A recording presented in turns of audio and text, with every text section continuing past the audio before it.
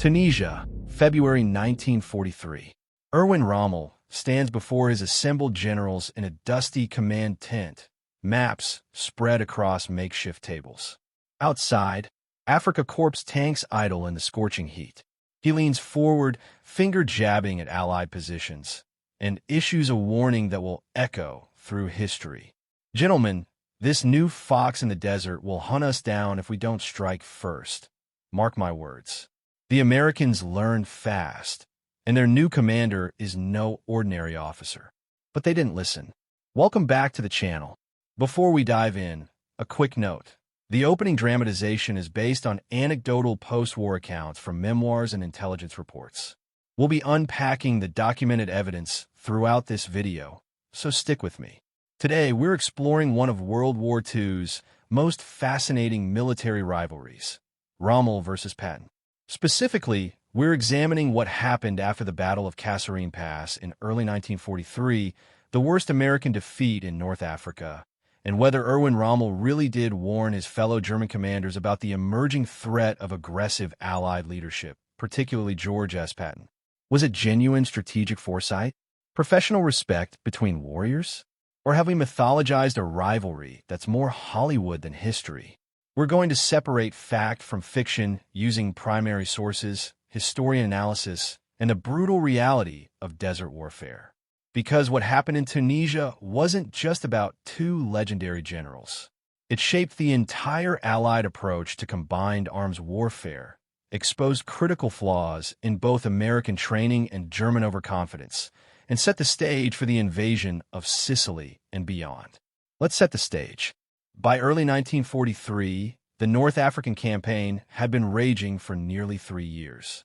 Britain's Eighth Army under Montgomery was pushing west from Egypt after the pivotal victory at El Alamein in late 1942.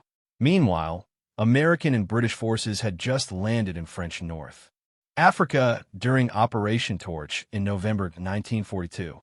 This was the first major American ground offensive against Nazi Germany. These Green American troops, many seeing combat for the first time, were led initially by General Lloyd Fredendall. On the Axis side, Erwin Rommel, the legendary Desert Fox, commanded the Afrika Korps.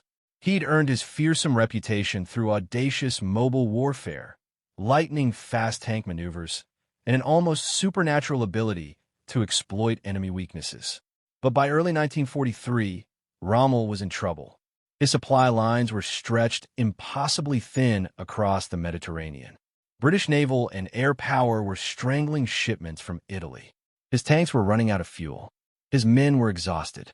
And now, fresh American forces were threatening his western flank, while Montgomery's Eighth Army pressed from the east. Rommel was being squeezed in a vice. He needed a knockout blow against the inexperienced Americans before the Allies could coordinate their overwhelming numerical superiority. That blow would come at a place called Kasserine Pass. Kasserine Pass. Even the name sounds ominous. It's a 2-mile wide gap in the dorsal mountains of western Tunisia, a critical choke point controlling access to Allied supply depots. In mid-February 1943, American forces held defensive positions there, but they were dangerously overstretched and poorly coordinated. General Lloyd Fredendall, the American commander, had set up his headquarters 70 miles behind the front lines in a bunker blasted into solid rock. He micromanaged his subordinates by radio, issuing contradictory orders and scattering his forces across a 100-mile front. Tanks, infantry, and artillery were positioned without mutual support. It was a tactical nightmare waiting to happen. Rommel recognized the opportunity immediately. On February 14, 1943, he launched Operation Frühlingswind, Spring Wind. German and Italian forces, spearheaded by Panzer Mark III and Mark IV tanks, smashed into the scattered American positions. What followed was catastrophic. American units, many in combat for the first time, were hit by coordinated armor, artillery, and infantry attacks that they'd never trained for. The Germans used combined arms tactics perfected over years of warfare. American tanks, mostly the inadequate M3 Lee and early model M4 Shermans, were outgunned by German 88mm anti-tank guns and better armored panzers. Within 48 hours, the American line collapsed. German forces punched through Kasserine Pass and threatened to roll up the entire Allied position in Tunisia. American troops retreated in chaos. Equipment was abandoned. Entire units dissolved under the assault. The numbers tell the story. The Americans suffered over 6,000 casualties, killed, wounded, and captured. They lost 183 tanks, 194 half-tracks, 512 trucks and jeeps, and 208 artillery pieces. It was a stunning, humiliating defeat. For Rommel, it should have been the beginning of a decisive victory. For the Americans, it was a brutal education in modern mechanized warfare. And for the Allied High Command, it was a wake-up call that demanded immediate, drastic action. Supreme Allied Commander Dwight Eisenhower was watching events in Tunisia with growing alarm. He'd already been concerned about Fredendall's leadership. Now, with American forces reeling, he needed someone who could restore discipline, morale, and fighting spirit to the shattered II Corps. He needed George S. Patton. On March 6, 1943, less than 3 weeks after the Kasserine disaster, Major General George S. Patton Jr. arrived to take command of II Corps. He stepped off the plane wearing a polished helmet, riding boots, and carrying his famous ivory-handled revolvers. He looked every inch the warrior he believed himself to be. Patton was 57 years old, a lifelong cavalry officer who transitioned to armor, a student of military history who'd studied everyone from Alexander the Great to Napoleon, and a man with an unshakable belief in aggressive, relentless, offensive warfare. Patton's first actions were immediate and visible. He instituted strict discipline. Soldiers would wear helmets and proper uniforms at all times, even behind the lines. Officers would lead from the front. Saluting was mandatory. He fined soldiers $50 for not wearing leggings. He personally stood at crossroads, berating any soldier not properly dressed or equipped. It sounds petty, but Patton understood something crucial. These demoralized troops needed to see themselves as soldiers again, not victims. External discipline would rebuild internal confidence. But Patton didn't stop at spit and polish. He completely reorganized II Corps' tactical deployment. He massed his armor instead of scattering it.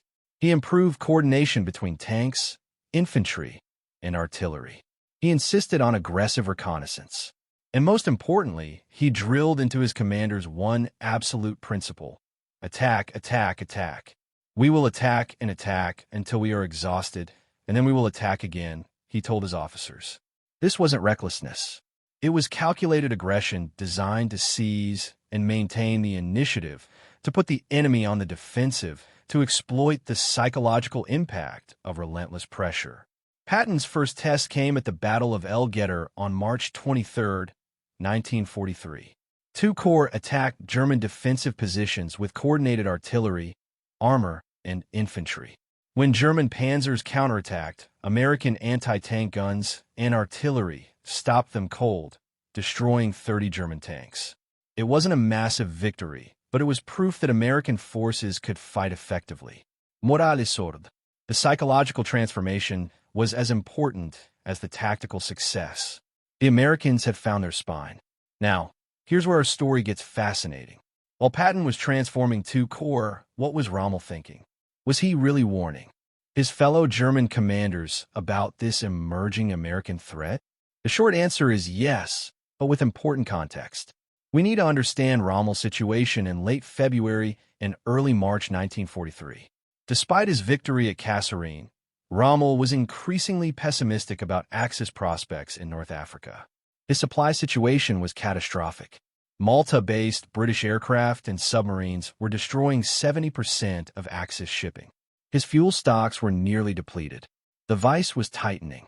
More importantly, Rommel was one of the few German commanders who understood that the Allies' industrial capacity would eventually overwhelm Axis forces.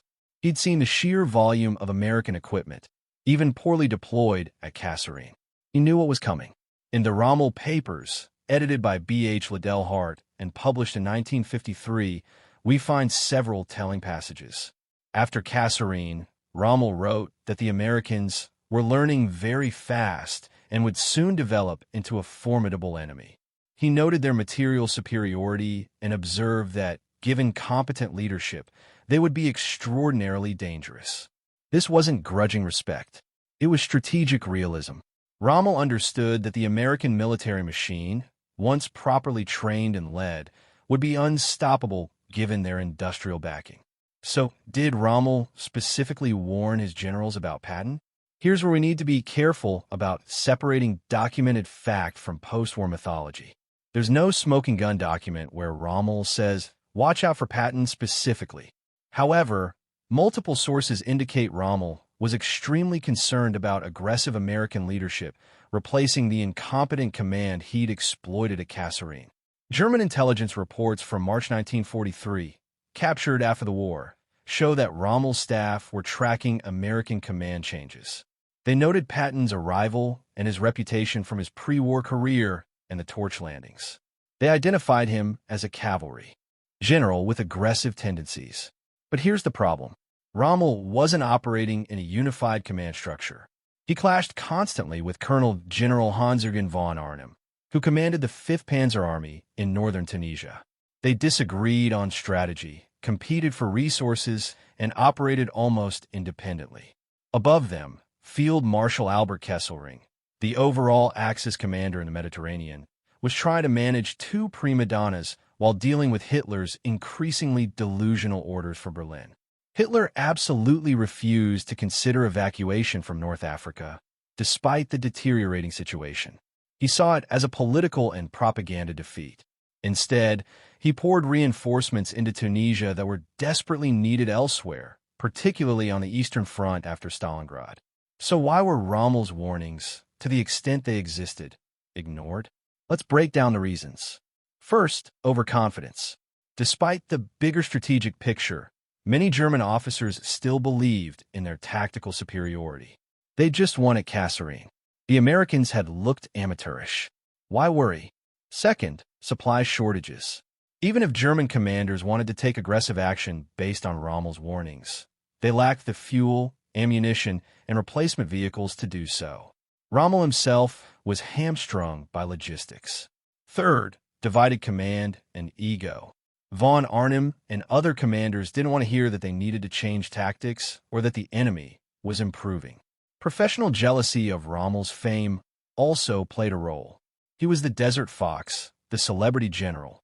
Some officers resented taking direction from him. Fourth, and perhaps most importantly, Hitler's interference. In early March 1943, just as Patton was arriving, Hitler recalled Rommel to Germany, officially for health reasons. Rommel was suffering from chronic stomach ailments, exhaustion, and depression about the strategic situation. But the timing was disastrous.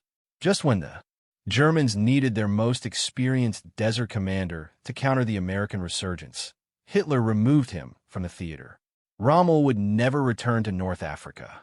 Without Rommel's leadership, and with resources depleted, the Axis forces in Tunisia were doomed. By May 13, 1943, 250,000 German and Italian troops surrendered. It was a catastrophe comparable to Stalingrad. Now, let's address the mythology around the Rommel-Patton rivalry. Did they respect each other? Did they see themselves as kindred warrior spirits? Hollywood certainly thinks so. The truth is more complicated. There's no evidence they ever met or directly corresponded. Their relationship exists entirely in the realm of professional assessment and post-war analysis. Rommel's comments about American potential, found in his papers and interrogation reports, show he respected capability, not individuals. He was assessing an enemy force, not admiring a rival knight. Patton, for his part, studied Rommel intensely. He read Rommel's pre-war book, Infantry Attacks. He analyzed Rommel's tactics. According to Patton biographer Carlo D'Este, Patton saw Rommel as a worthy opponent whose methods validated Patton's own aggressive philosophy. But we need to be clear about something important. Rommel served Nazi Germany. He wore the uniform, commanded its armies, and enabled its objectives even if he wasn't a party member and later became disillusioned. Patton had his own serious flaws, including documented instances of verbal abuse and controversial statements. Modern historians like Alaric Searle and Dennis Showalter caution against romanticizing the good Wehrmacht myth or the chivalrous Desert War narrative. North Africa saw atrocities, particularly against civilians and prisoners. The tactical chess game between commanders occurred within a larger context of ideology and total war. So what can we take away from this story? What does the Kasserine Pass disaster, Patton's turnaround, and Rommel's warnings teach us about World War II in military history? First, the importance of training and leadership. The same American soldiers who broke at Kasserine fought effectively just weeks later under different command. Material superiority means nothing without the leadership to employ it properly. Second, the danger of overconfidence. The German command in Tunisia, despite Rommel's warnings, underestimated their enemy's ability to adapt. That's a timeless military mistake. Third, logistics wins wars. Rommel's tactical brilliance couldn't overcome broken supply lines. The Allies' industrial capacity, properly organized, was overwhelming. Fourth, unified command matters. The divided, bickering Axis command structure in Tunisia was a critical weakness that no amount of individual talent could overcome. Now, let's engage in some historical speculation. What if German commanders had heeded Rommel's warnings? What if they'd taken the American threats seriously after Kasserine and acted decisively? Realistically, it probably wouldn't have changed the final outcome. The Axis position in North Africa was already strategically hopeless by early 1943. Supply lines were cut. Allied superiority in men and material was overwhelming. Even with better coordination, defeat was inevitable. But they might have delayed the inevitable, inflicted heavier casualties, or bought time for other theaters. The psychological impact of Kasserine could have been extended, potentially affecting Allied planning for Sicily. Instead, the quick American recovery under Patton gave the Allies confidence for the Mediterranean strategy. The lessons learned in Tunisia directly influenced the Sicily invasion in July 1943, where, incidentally, Patton's 7th Army competed with Montgomery's 8th Army in a race across the island. The story of Kasserine Pass, Rommel's warnings, and Patton's transformation isn't just about two famous generals. It's about how armies learn, adapt, and overcome disaster. It's about the complex relationship between tactical skill, strategic reality, and industrial capacity in modern warfare. The Americans learned from their worst defeat and emerged stronger. The Germans, despite having superior tactical skill and leadership, couldn't overcome strategic overextension and resource depletion. And two legendary commanders, who never met, became forever linked in military history. If you enjoyed this deep dive into World War II history, please hit that subscribe button and ring the notification bell so you don't miss future videos. Drop a comment below. What do you think? Do you believe Rommel genuinely respected Patton? Or is that post-war romanticism? Could the Germans have held Tunisia longer with better coordination? I read every comment and love hearing your perspectives. Check out our video on Patton's controversial race across Sicily, or our analysis of Rommel's earlier victories in North Africa before everything fell apart. Thanks for watching, and remember, history isn't just about dates and battles. It's about decisions, personalities, and consequences that still echo today.